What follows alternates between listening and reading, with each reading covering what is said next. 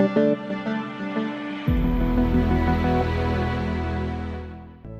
to hard reset Poco X7 Pro. Step 1. Power off the smartphone by pressing and holding the power key.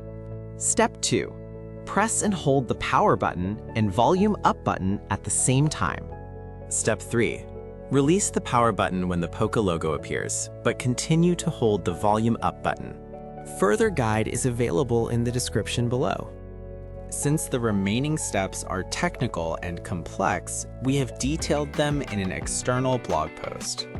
Make sure the device has at least 50% battery or remains connected to power during the hard reset.